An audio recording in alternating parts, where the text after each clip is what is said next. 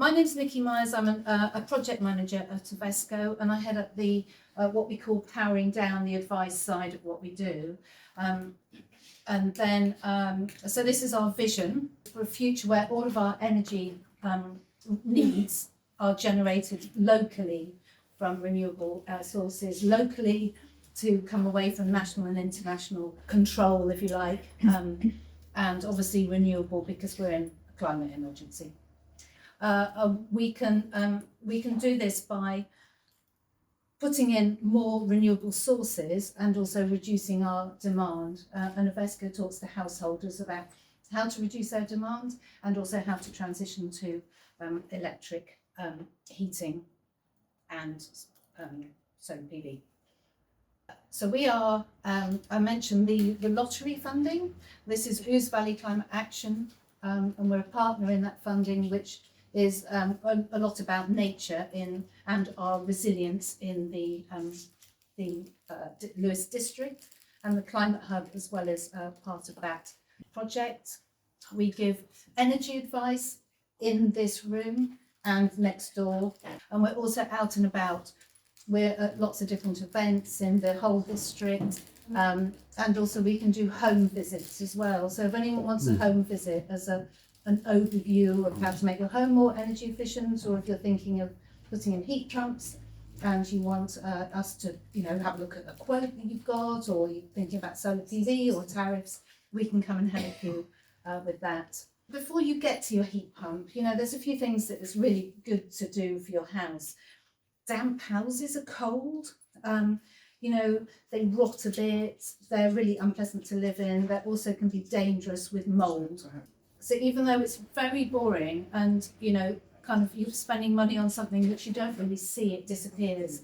But look, maintain your house. As the weather changes and we get heavier rain, more persistent rain, maybe, more heat in summer, our houses are going to need more maintenance. And we've got to do it. So, at the moment you should be making sure that your gutters are free from leaves and that they don't leak. Leaking gutters can cause ingress of water into your house, make it damp, cracked render, things against the side of your house like soil that's piled up that can cause damp inside the house. And this will, of course, I found some really disgusting photos. Mold, really bad, really, really bad for health. And then, obviously the leaking gutters, which doesn't look very much, but you've got kind of wet damp soaking into your house. So these are just a few things. Loft insulation, just a no-brainer. And if you can't really do this, clear out your loft. Clear all the old insulation out. Horrible job. Clear all the stuff out of the loft, and put in fresh insulation, because insulation compacts over time and becomes less insulating. So, if you're going to do that job, do it properly, clear out the loft, and also insulate around the loft hatch too. And then also cavity wall insulation. If your house was built between, although around here it can be a bit earlier, 1930, houses in the 1920s can have cavity walls, maybe a small cavity that you can fill those with insulation. Houses built generally after 1979, I'm looking at Susie to check that date, I think that's right, generally were built with insulation and therefore can't be filled. Windows, I went a bit mad about these windows. I'm really noticing when I go around houses, how leaky single glazed windows are. And it's something which will it'll improve your house in all sorts of different ways. It'll look nicer, or maybe if you've got, lovely old Crittall or lovely old sash windows. But generally it's a real upgrade to your house to put in double glazed windows. And I started looking at U values, which is the amount of heat which travels through a thermal mass. Again, I'm looking at Susie for that definition. I don't think that's quite right, but that will kind of do. How much heat you lose through a surface. Single glazed windows, and the value is a U value. And I'm kind of being technical because you can start to kind of ask about windows. Single glazed windows can be a U value of 5.2. even 6. So the higher the U value, the worse it is. Double glazed windows, all this falls under building regs. Replacement windows have to be 1.4, and new builds it's 1.2, and doors have to be 1. So you can see that you've got a real win by putting in from single glazing to double glazing. And if you're considering a heat pump, I'd really say go around all your windows and see which need to be changed to double glazing. Triple glazed gives you a fantastic U value of 0.6, but triple glazed windows can be really difficult to retrofit because you might have to do some building work around the frame. And also, you know, the extra cost, think about whether that's kind of worth it or whether you can put the money into other parts of your house to make it more energy efficient. And doors, you know, think about not having holes in them, letterboxes, cat flaps, even key things. And also lovely old wooden doors often have really thin wooden panels in them, which actually just leak the heat out. And then draft proof around as well. And I've got a really delightful picture of a horrible single glazed mouldy window, and then this is a triple glaze, so you can see that they're kind of thicker and bulkier. And then as we kind of start to work on our windows and really upgrade them, building regs is asking us to think about the G value, which is a new thing for me, which is how much solar gain through the windows. So for heating, start to think about how our houses could be heating in summer, overheating in summer. If you reduce your drafts, you're also thinking about controlled ventilation. So make sure that you've got some ventilation in your kitchen, controlled ventilation in your kitchen, a very tasteful vent above the cooker. So they don't have to be horrible. They can look really nice. And then we can also think about controlled ventilation in the bathroom as well. Now we're on to heat pumps themselves. So you've kind of you've done some work on your house. You've made it more energy efficient. If you really want to kind of go full on, we would suggest that you have a plan, that you have an assessment done of your house, that you buy the book, and you get somebody professional to come in and really kind of have put together a proper plan which takes into account the whole of the house. So you're not doing one thing that has an unintended consequence on the other side part of your house. Anyway, so here you are, you've done some work on your house, you've cleared the gutters, you've done some insulation, and now you're wondering what kind of heat pump you're going to go for. And some of this will depend on how deep your pockets are. So I thought I'd go very quickly through the 4 types, but then I'm going to talk about air source heat pumps. So air source to water. So you're taking the warm air outside, and this is a picture of one, and you're putting it into your radiator system. So that's the water side of things. Air to air, which I don't have a picture of, but we were talking about earlier actually, is this unit outside, but they go into kind of vents which come into the room, so you don't need a radiator. They're quite marginal in this country because the government grants don't support them. They only support air to water. They're quite cheap to put in, and people have been very pleased with them. The other type is ground source to water, again to radiators. And ground source, you can collect the heat by 3 different ways. One is drilling into the ground, boreholes, and they will be up to 100 meters deep, and you may need 2 or 3 or 4 or more. Big manor houses will have an array of 15 boreholes. Or you could dig up a field and put big trenches, flow and returns in the field. And I'm not sure how much this is done now, but what's called slinkies, which can go into bigger gardens, which again collect.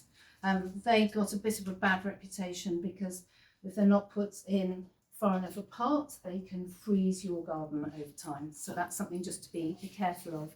And they are for bigger houses, because you can see here. So this is a taken from an installer website. This is a listed farmhouse in Sussex, and these two machines are the ground source heat pumps, so they sit inside. And these are the two. I think one might be some kind of buffer tank and one hot water tank, something like that. So this is quite a big system, and then this is all the pipe work to do with it. So you can see for big houses, you need that space to put this type of equipment in. And then finally, we have water to water. And again, from the same installer, this happens to be Nichols Boreholes. They put in this scheme for a housing project of 86 houses, and it's 435 kilowatt large system, so a really massive system. And they're taking the heat from, looks like a river, and then this will go into a really big, I mean, that's tiny compared to the kind of plant room that this system will need. But I have, I've worked for installers that have put in systems, water to water systems into kind of, big private houses. One from a lake, one from the Thames. So it is something, and it's a very efficient way to take heat. It's just much more expensive than putting in just an air source heat pump. So here we are. Here we are back to our air source heat pump, and they absorb warmth from the outside air, and then they work exactly like a fridge or freezer in reverse, and they compress the air and take out that useful heat. But the heat is quite low. It's the higher the heat, the more power that you need to put in, so therefore the more expensive it will cost. So heat pumps generally are producing heat from anything from about 35 degrees to about 55 degrees in your radiators. So when you touch a radiator that heat pump is heating, it's not hot. It's not like a gas boiler or an oil boiler. It's warm. And the reason that they're really efficient is that for every 1 unit of electricity they put in, you get at least 3 units of kilowatts out. So that gives you the efficiency. But the reason that they're not, that they cost around the same as a gas boiler to run is the price of electricity. So imagine here, if the price of electricity was the same price as gas, then they would be so cheap to run. There would be a stampede to have them fitted because they would be so cheap. They sit outside your house, so I don't know if you can see, that's on an outside wall, and the pipe work goes straight back into where the hot water tank is on the other side. But your hot water tank could be upstairs, it could be in your attic. It would just be, so here, this is my house, so I know where it is. The heat pump is literally just the other side of that wall, and it comes, you can see where it's coming through the wall here. And so the tank sits there, but the tank could have gone up in my attic. It would have just cost more to install it because you've just got a larger run of pipe work. So there's 3 parts to a successful heat pump install.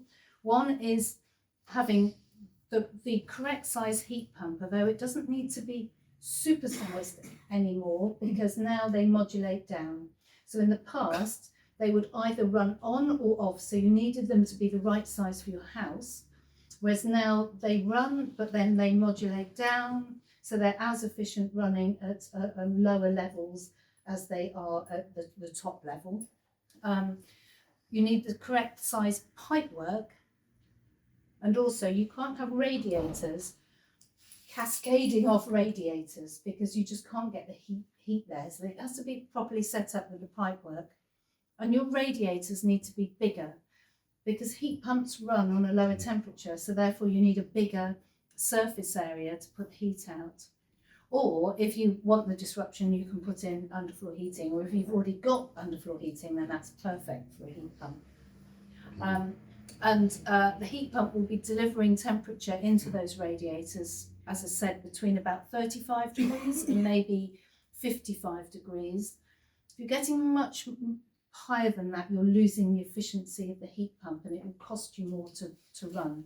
You can heat it up to 60 degrees, but you'll be paying because that efficiency that we call the coefficient of performance, the COP of a heat pump, will begin to really drop, and it will just begin to cost you more money. So you've decided that actually a heat pump is right for you.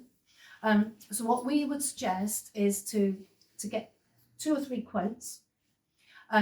We would suggest finding a local installer who's been around for a while, and we've actually got a list of local installers who we're not saying are super amazing, but they are people who have been in the market for 10, 15 years. They've been there right at the start, and therefore, are steady companies, because you don't want a company that started 2 years ago, then goes, then you've got a problem, then what are you going to do? How are you going to service it? Nobody else wants to touch the system because they haven't put it in. So it's quite important to find, a stable company to fit your heat pump. And there will probably be a few teething problems. You're putting in a brand new heating system. You're not just taking out your gas boiler and putting in a heat pump. It's a whole new system. There may be a bit of air in there, then it might be a bit of a leak. It might not work completely to start with, and they'll need to come back. So you don't want to be using somebody who lives in Scotland. The next thing is that you need to check that they're MCS accredited, because there is a grant. There is, so I haven't done very many special effects. Let's see if I can do this. There is. Hooray! Only does it once, can't it? There is £7,500 off the price of fitting an air source heat pump. I forgot to look it up. I think there's a bit more if you're fitting a ground source heat pump, but they are probably 2 or 3 times more expensive than fitting an air source. So if you go for an air source heat pump, it's probably going to cost you anything from around kind of maybe 7,000-8,000 to maybe, a bit of 12, maybe up to 15,000 if you've got a bigger house, maybe even 20,000 for, a really big house. So this grant is there basically to cover the cost of the new heating system. So to try to be the equivalent of if you were replacing your gas boiler, to compensate you for the gap in doing that. So if it's costing you £3,000 to fit a gas boiler, a new gas boiler, this compensates you for that extra of fitting an air source heat pump. The good thing about this grant, the boiler upgrade scheme it's called, is that your installer applies for it. The old grants used to be you have to do the application form and you were paid retrospectively over 7 years. This it's an upfront, so that's fantastic. It's great for your cash flow. So go and get two or 3 quotes and compare them, and we can come and help you with that process if you like. And you'll find that you're not quite sure what you're comparing because they're all slightly different. You're going to need to ask some questions like, which electrical costs does it cover, and also what radiators need to be upgraded, and there'll be a chart of those radiators, the ones that need to be upgraded. And some of them might be in the bedrooms, and you might decide actually don't heat the bedrooms to a very high level, or you might decide, well, as you're replacing with a brand new heating system, you're going to replace all your radiators too, because they're actually 30 years old and they do need to be replaced. And if you replace the radiators at the same and use the same company that fits the heat pump is 0% fat rated, and if they replace the radiators, that's part of that system, and therefore that will be 0 fat rated too. So that's a 20% saving, unless you happen to have a different plumber who's not fat registered, and then that doesn't matter. So scam awareness, scam alert. I'm hearing of people who go, oh yeah, this company called me. They were really persistent, and they said if I took out the quote now, they'd give me £500 off. I mean, why does any company need to do that? So be really aware. Check if they're MCS accredited, because that will just help to see that it's a legitimate company. Are they pressurising you into signing? Are they pushing you? Because I tell you, the local companies are busy and you will be chasing them. They will not be pressurising you on the phone. You'll be phoning them going, where's my quote? So a company that is phoning you and hassling you, really kind of have a question mark about them. And also if they're really pressurising you to pay the deposit. Any company will ask for a deposit to be paid because they've got to order the heat pump and do all that kind of thing, but they will not be pressurising you to do that. And also, be careful how you pay. This is just a general kind of flag, really. I would suggest, because people's emails can be intercepted, so I've worked at a company where I phoned somebody up, I think you were keen to go ahead, but we haven't received your deposit. Oh, she said, I paid you. You sent me an email telling me that you changed your bank details. And she paid £3,000. She did eventually get it back. The police tracked it to some gang in Harrogate or something. But she copied in her builder. Her builder's email had been hacked and they intercepted it. So I think, banks are really saying, verbally call them up, just check their bank details before you send any money. It's just a general thing. Right, so you paid the deposit, they've booked you a date. It's going to take about a week to do. Probably if you have radiators fitted, it might take a bit longer. You found a suitable place to put it.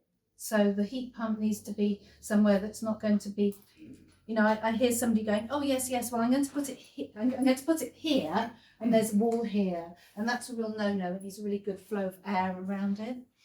You found somewhere to put a hot water tank, because that's going to be bigger, and it needs a cupboard with all the bits and bobs, all the pressure vessels and all the pipe work.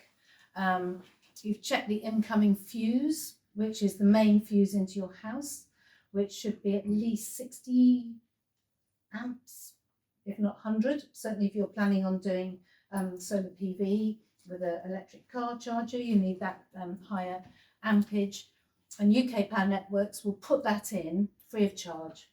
But it's really good to have that done before the heat pump work starts. And UK Power Networks, I know they're our funders, but they're just fantastic when you have this done. They're really, really efficient. So I really recommend that you do that, future-proofing your house.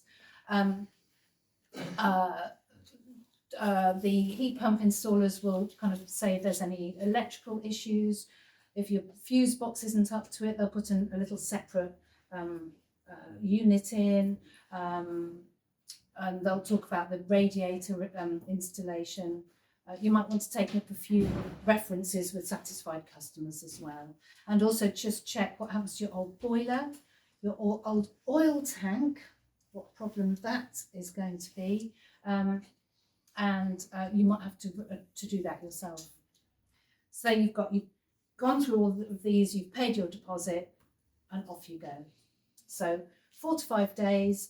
You should not be left without heating. If it's winter, they should be able to do the changeover in a day. The radiators installed, there will be some disruption. So, you have to realise there'll be some disruption.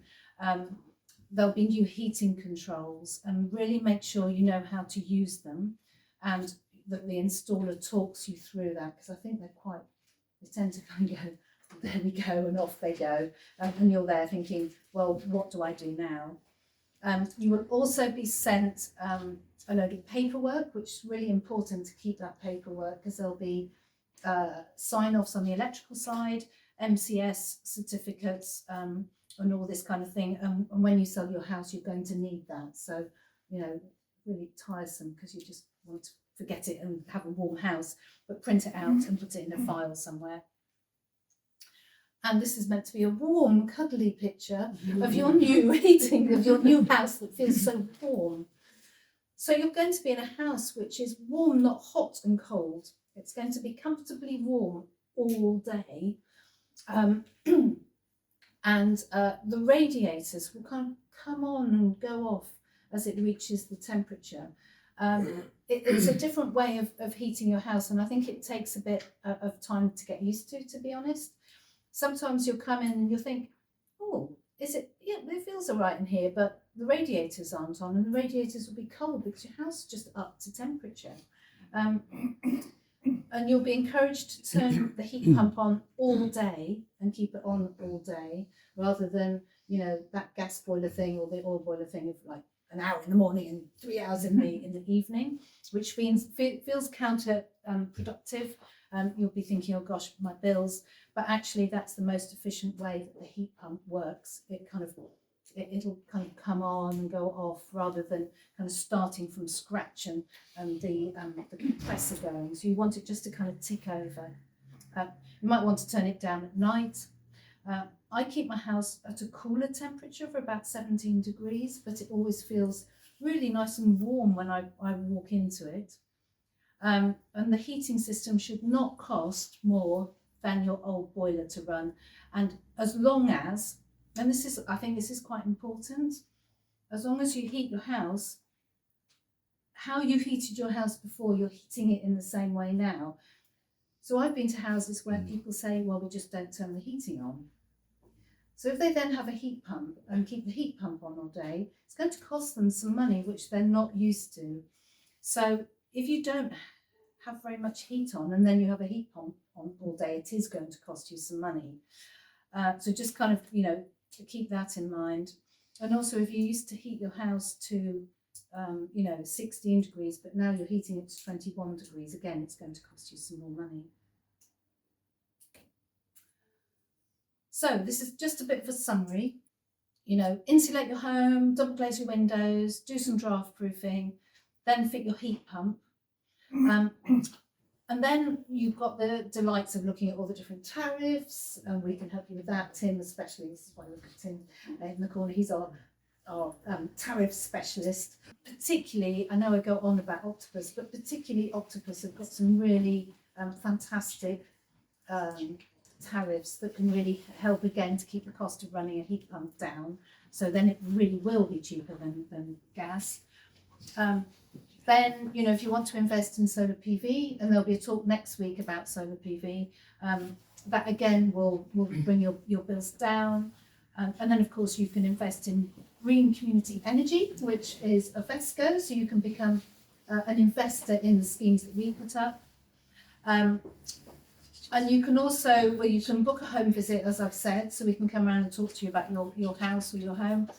We've also got some pop-up Eco Open House heat pump specials coming this winter.